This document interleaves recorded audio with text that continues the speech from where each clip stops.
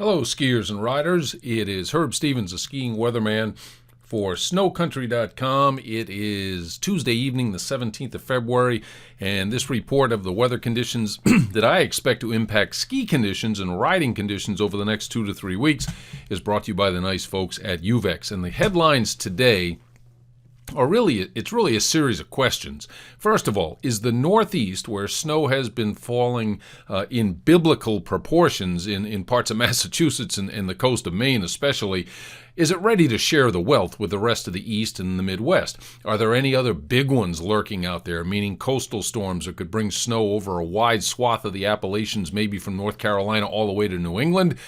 And also in the Northeast, where it has been bitterly cold, some of that cold air is starting to spread out to the mid-Atlantic, and the question becomes for skiers and riders, is it going to be less cold anytime soon? Because for some, quite frankly, it's been a little uncomfortable on the slopes. Not everybody apparently knows how to dress for that stuff. And I'm going to talk about a few other tricks you can use to avoid the chill in the air when those Arctic air masses come calling. I'll talk about that shortly. More snow is on the way to the mid-Atlantic. There are winter weather advisories out in the mountains of West Virginia. Winter Place got 14 inches of snow Monday night and Tuesday. Snowshoe got about 8 to 10 inches of snow. And the resorts in Western Virginia, Wintergreen and Massanutten, did pretty well as well. And there's more snow, as I say, as a weak wave of low pressure comes through the Mid-South and heads out into the Atlantic over the course of the next couple of days. The Jetstream map right now shows a broad trough covering the eastern two-thirds of the country. That's where the cold air is bottled up. And the surface map shows one storm system moving out to sea. This light to moderate snow, grazed southeastern New England today, Tuesday, after depositing snow in those mountains of West Virginia and North Carolina last night and early on Tuesday. Now, if we go ahead 24 hours, you'll notice there's a swath of snow depicted from western Pennsylvania, Seven Springs, and Hidden Valley across the state of Ohio, down into eastern Kentucky, covering West Virginia. It's a wave of low pressure at the upper levels, not a particularly potent system, but it is going to bring several inches of snow to these central Appalachian resorts over the course of the next 36 hours. On the backside of that system, when it pulls out into the ocean, here comes a dagger of cold out of Canada, down across the western Great Lakes. There'll be a lake effect snow in the resorts in the upper peninsula of Michigan, the lower peninsula of Michigan, and Wisconsin as well. And that's the good news. The bad news is it's going to be pretty darn chilly, and you're going to need to put an extra layer on and get some face protection as well. The shortwave trough that pushes along the surface system is going to be more impressive looking than the surface system itself. As you can see, it's cut off on Thursday. This is a core of very cold air in the eastern part of the United States. Thursday morning surface map has low pressure sitting southeast of New England, not especially strong, but there will be continued light snow across New York State and northern New England with an enhancement right here along the coast of Maine over the next couple of days. And there could be some pretty large amounts right along the immediate coastline from a surface trough that extends northwestward from the low pressure center itself. It's called the Norland Trough. Unfortunately, Norland troughs don't make it to the mountains very often, but it's an interesting feature nonetheless.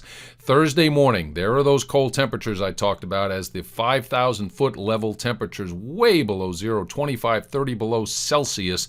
It spreads all the way down into the mountains in North Carolina. You got to pick your spots on a day that's this cold. The snow is fantastic all the way from North Carolina to Quebec, but you're looking for slopes with sunny exposures like Bromley in southern Vermont, the Sun Bowl at Stratton, Vermont. Mount Snow has a sun bowl that you can get more exposure to the warmth of the sun.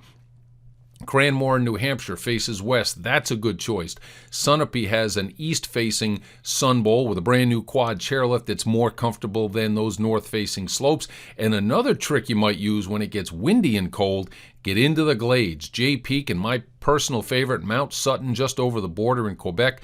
55% of Mount Sutton is glades, and that's a good place to hide on a windy day to get rid of the chill that the wind provides. Now let's go ahead to Saturday, because that's when the next storm system of note is going to be moving into the east. There'll be a digging trough out here in the Rockies, and there'll be some good news in the form of snow in parts of Wyoming, Utah, and Colorado this weekend because of that. And we have a split flow, a confluent flow with the northern branch branch right there and the southern branch contributing, and we're looking for a low-pressure system to kind of go between those two Saturday into Sunday. We look at Saturday afternoon surface map. Notice there's low pressure down here in the mid-Mississippi Valley. The rain-snow line is up into Ohio and then poking into southwestern Pennsylvania. The cold air is going to dam east of the mountains and keep it in the form of snow or ice in the mountains of West Virginia and western Virginia down into North Carolina. Up in the northeast, there's plenty of cold air, but notice the high is offshore. We ideally want a high sitting here in Canada to circulate the cold air into the path of one of these systems.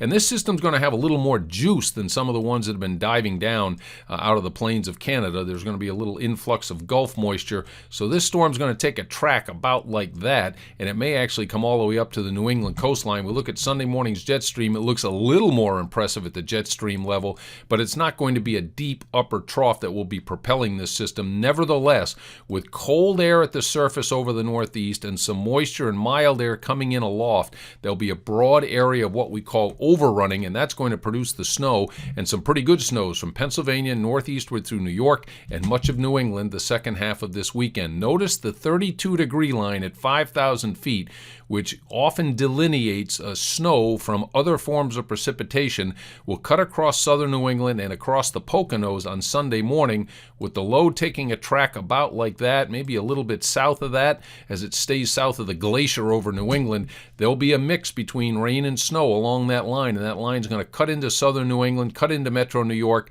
but most of the Poconos, the Catskills, and the ski areas in New England should get a good shot of snow from this. The 7-day GFS snowfall suggests that the heaviest snowfall will be up in the mountains and not in the coastal sections. There will be snow on the front end, but I expect a mix in places like Boston and Providence with this particular system. The Canadian snowfall picks out a southern, more of a southern track, and it gets the heavier snow down to the south. I tend to believe that the GFS has a better idea, and the European model has that more northern streak, of heavy snow with this system coming up over the weekend as well. Looking longer term, 7 days from now, the trough axis will be a little further west. That'll allow it to be less cold in the northeast. Coming up next week, the core of the cold will be in the Great Lakes, and the cold will be letting up in the southern Appalachian resorts as well. 10 days from now, notice the trough is spread out, sharing the welt. Some of the cold will go all the way into the Rockies, and 15 days from now, I don't like this idea of a zonal flow across the country. I think we're going to see the ridge start to rebuild in the west, and early in March the trough will come back to the east, and March looks great for winter sports in the Midwest and the east. So we have two cold shots coming into the northeast in the next week, one Thursday, another one early next week. Light snow late this week with an Arctic front and wave, meaning on Thursday, but the bigger system will be this weekend. It'll be juicy, it won't be as cold, and look for those substantial snows from central Pennsylvania up through the Catskills and on into northern New England. And the cold looks as though it's going to dominate into March. Lots to talk about today, lots to digest. Enjoy the new snow, enjoy your sliding, and don't forget those nice folks at Uvex Sports. I'm Herb Stevens, the skiing weatherman for snowcountry.com.